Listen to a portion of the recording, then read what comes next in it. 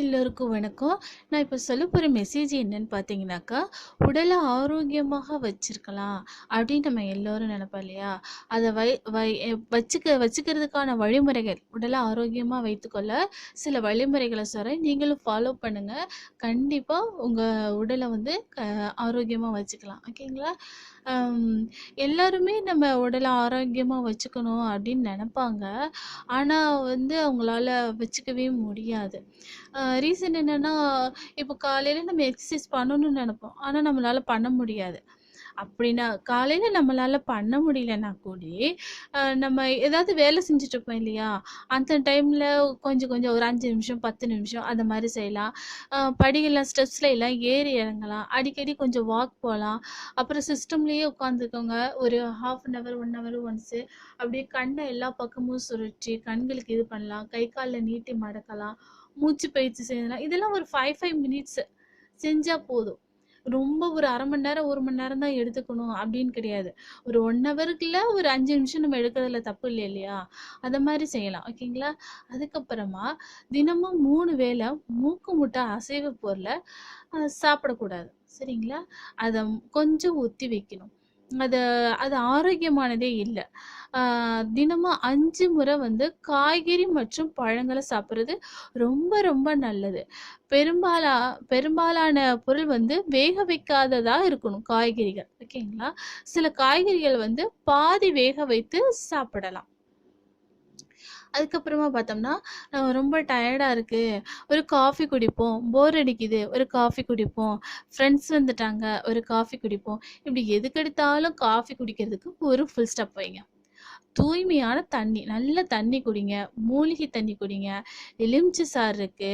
அப்புறம் செயற்கை இனிப்பு கலக்காத பழச்சாறு இருக்கு. கரும்பு ஜூஸ் இருக்கு. கிரீன் டீ இருக்கு. அதுக்கு மாற்றா அந்த காஃபி, டீக்கு மாற்றா இதெல்லாம் குடிக்கலாம். தப்பே கிடையாது. ஓகேங்களா? அதுக்கு அடுத்ததா நல்ல பழக்கங்கள கொண்டிருப்பது ரொம்ப முக்கியம். ஃபர்ஸ்ட்டு நல்ல குட் ஹேபிட்ஸ் அதுதான் ரொம்ப முக்கியம். குறிப்பாக புகைப்பிடிக்கிறத விட்டுடுங்க. அதே மாதிரி மது அருந்துதலையும் விட்டுடுங்க. உங்களால விட முடியலன்னா கொஞ்சம் கொஞ்சமாவது அத நிறுத்துறது ரொம்ப நல்லது. அதனால நீங்களும் நல்லா இருப்பீங்க. உங்க ஃபேமிலியும் ரொம்ப சந்தோஷமா இருக்கும். அதுக்கு அடுத்ததா பார்த்தோம்னா, மோசமான கொழுப்பு நிரம்பிய உணவு. அத விட்டு நம்ம தூரமா போயிடணும். Cheese, chips, French fries, pizza போன்ற அதிக கொழுப்பு உணவுகள ஒதுக்கி தள்ளுங்க. சரிங்களா? நலமான வாழ்வுக்கு உடல் எடை அதிகரிக்காம பார்த்துக்கிறது ரொம்ப ரொம்ப முக்கியம். அதுக்கு தேவையற்ற கொழுப்புள்ள பொருட்கள அவாய்ட் பண்றது ரொம்ப அவசியம். சரிங்களா? அதுக்கப்புறமா உணவுல உப்பு சேர்வத கட்டுப்படுத்தணும். அளவுக்கு அதிகமா உப்பு சேர்த்து நம்ம சாப்பிட்டு வரும்போது, அதுவே நமக்கு ஒரு நோயா மாறிடும். உடல்ல சோடியத்தோட அளவு அதிகரிச்சிரும். இது மினர்கள சாரி மினரல்களின் சமநிலையை பாதிக்குது. உயர் ரத்த அழுத்தத்துக்கு கூட இது காரணமாகி விடுதுன்னு சொல்றாங்க. அதிக உப்பு ரொம்ப ரொம்ப தப்பு. ஏன்னா மனசுக்கு எழுதி வச்சுக்கோங்க. அப்படின்னா நம்ம உப்பு ஜாஸ்தி சேர்க்கறத கண்டிப்பா கம்மி பண்ணிடுவோம். ஓகேங்களா? அப்புறம் தான் நம்ம சாப்பிடும்போது நல்லா மென்னு சாப்பிடணும். சரிங்களா? அதிக நேரம் நம்ம மென்னு சாப்பிடணும். அதாவது ஒரு வாய் வைக்கும்போது அது 32 தடவை நம்ம மெல்லணும்னு சொல்றாங்க சித்தர்கள்லாம். ஆனா நம்ம எத்தனை வாட்டி மெல்றோம்? அவசரமா சாப்பிட்டுட்டு போறோம். குறைந்தபட்சம் ஒரு 10லிருந்து 12 முறையாவது ஒரு வாய்க்கு மென்னாதான் ரொம்ப நல்லது. அது நல்ல பயனளிக்கும். தேவையற்ற கொழுப்பு சேர்வதிலிருந்தும், வாயு தொல்லை, செரிமான பிரச்சனை போன்ற அனைத்திலிருந்தும் அது உங்களை காத்துக்கொள்ளும். நிறைய தண்ணி குடிங்க. உடல்ல உள்ள அசுத்தங்களை வெளியேற்ற அது உதவும்.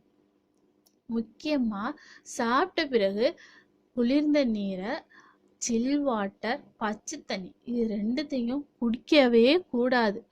மிதமான சூடுள்ள தண்ணியை தான் நம்ம குடிக்கணும். இனிப்பு பொருட்களை சாப்பிட்றத நிறுத்திக்கணும். உடல்ல சர்க்கரையோட அளவு அதிகரிக்கும் போது கொழுப்பு, இன்சுலின், ட்ரைக்ளிசரைட்ஸ் போன்றவற்றோட அளவு உடல்ல அதிகரிக்குது. உடல்ல எதிர்ப்பு சக்தி கொஞ்சம் கொஞ்சமா நோய் எதிர்ப்பு சக்தி கம்மியாயிடும்.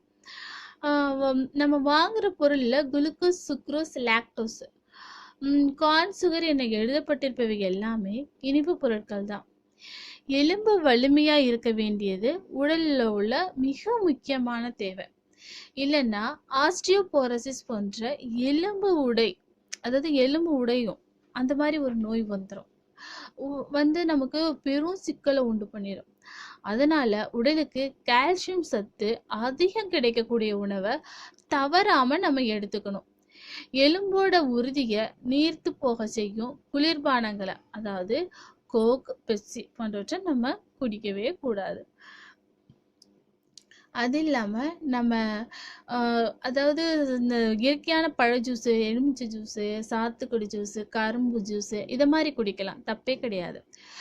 தேவையான ஓய்வு, தேவையான தூக்கம் மனதை வந்து ரிலாக்ஸாக வைக்கும். இவையெல்லாம் மிக மிக முக்கியம்.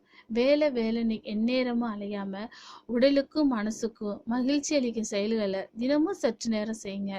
குடும்பத்தோட, நண்பர்களோட அன்பாகவும் இனிமையாகவும் செலவிடுங்க.